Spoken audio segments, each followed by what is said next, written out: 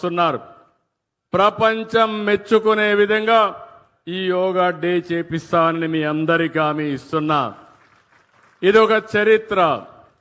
యోగా అనేది మన పూర్వీకులు మనకిచ్చినటువంటి వరం, ఒక వారసత్వం. ఈ విషయం మీరు గుర్తుపెట్టుకోవాల్సిన అవసరం ఉంది. ఎందుకంటే చాలామంది పేదవాళ్ళు ఆ రోజు ఎన్నో ఇబ్బందులు వస్తున్నాయి. అదే మరి ఆరోగ్య సమస్యలు వస్తున్నాయి. ఇంకో పక్క అందరం కూడా ఆధునికమైన ప్రపంచంలో చాలా బిజీ అయిపోతున్నాం. ఎవరు కూడా సెల్ ఫోన్లు చూడకుండా ఉండలేకపోతున్నారు. ఆ సెల్ ఫోన్ల వల్ల గంటల తరబడి సెల్ ఫోన్ అంటే భార్య లేదు, భర్త లేదు, కొడుకు లేదు, బిడ్డ లేదు, ఆ సెల్ ఫోన్ చూసుకుంటూ కూర్చుంటున్నాం. దీనివల్ల లేనిపోని టెన్షన్లు వస్తున్నాయి. అందుకని ప్రతిరోజు ఒక అర్ధ గంట 45 నిమిషాలు మీరు యోగా చేస్తే అన్ని రోగాలు పటాపంచలైపోతాయని చెప్పి కూడా నేను మీకు అందరికీ విజ్ఞప్తి చేస్తున్నా. హాస్పిటల్ పోయే పని ఉండదు. అందుకే ఈ యోగా డేని ఒక నెల, ఈ నెల 21 నుంచి జూన్ 21 వరకు ఈ కార్యక్రమాన్ని చేస్తాం. కొన్ని లక్షల మంది ఆన్లైన్ ఆఫ్లైన్లో ట్రైనింగ్ ఇస్తాం. కొంతమందికి సర్టిఫికెట్లు ఇస్తాం. ఇది ప్రపంచానికి మనం ఇచ్చే కానుక. ఆ సమయంలో దానివల్ల లాభం మనం పొందాల్సిన అవసరం ఉంది. దీనికి నేను శ్రీకారం చుడతానని మరొక్కసారి మీ అందరికీ హామీ ఇస్తున్నా. ఇంకో పక్కన మీరందరూ ఒక్కసారి గుర్తుపెట్టుకోవాల్సిన అవసరం ఉంది. ఈరోజు నేను ఇక్కడికి వచ్చింది నెట్ జీరో వేస్ట్. అంటే నెట్ జీరో అంటే చాలా మంది అనుకుంటారు ఈ చెత్త అంటే చెత్త అని. దీనికి ఒక విషయం మీరు గుర్తుపెట్టుకోవాల్సిన అవసరం ఉంది. ఒకసారి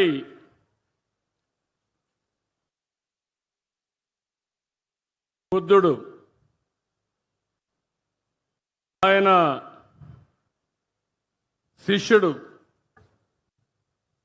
ప్రతిరోజు చాలా బిజీగా ఉండేవాడు. శిష్యులకంతా కూడా తత్వబోధ చేస్తూ. ఒకరోజు గురువు గారు అందరిని పిలిపించి మాట్లాడితే ఒక శిష్యుడు దగ్గరకు వచ్చి, గురువు గారు మీరు ప్రపంచంలో అందరి గురించి ఆలోచిస్తున్నారు, మీ సొంత శిష్యుల గురించి మీరు ఆలోచించడం లేదు, కాబట్టి ఇది నేను ఒక విషయం కోరాలనుకుంటాను చెప్తాడు. అప్పుడు బుద్ధుడు అంటాడు, నువ్వేం భయపడద్దు, నిర్మోహమాటంగా మాట్లాడు, ఏం చెప్పాలనుకుంటున్నావు చెప్పమంటాడు. అప్పుడు శిష్యుడు అంటాడు, ప్రభు నా బట్టలు పూర్తిగా చినిగిపోయినాయి, ప్రతి ఒక్కరూ నా వస్త్రాలు చూసి నవ్వుతున్నారు, హేళన చేస్తున్నారు, కాబట్టి ఒక బట్టలు ఒక జత ఇవ్వండి, కొత్త బట్టలు కట్టుకుంటానని చెప్పి అడుగుతాడు. అప్పుడు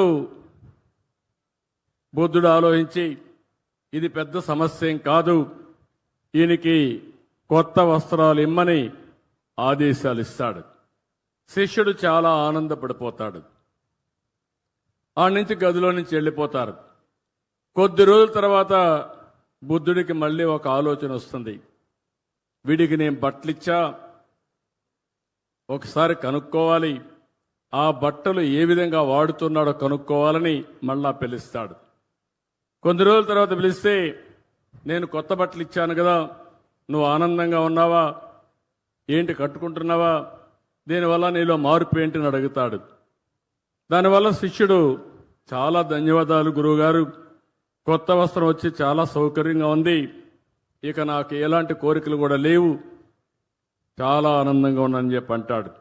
అప్పుడు బుద్ధుడు అంటాడు, నీ కొత్త బట్టలు ఇచ్చాను, అవి వాడుతున్నావు, అసలు నీ పాత బట్టలు ఏం చేసావని అడుగుతాడు బుద్ధుడు.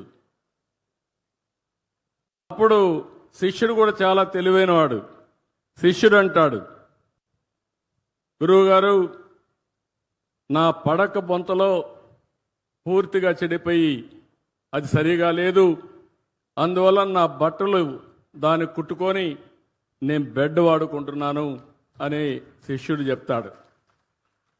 అప్పుడు మళ్ళీ బుద్ధుడికి ఒక ఆలోచన వస్తుంది. నీ పాత పరుపులో ఉండే బట్ట ఏమైందని అడుగుతాడు. దానిపైన ఆ బొంతం తీసుకొని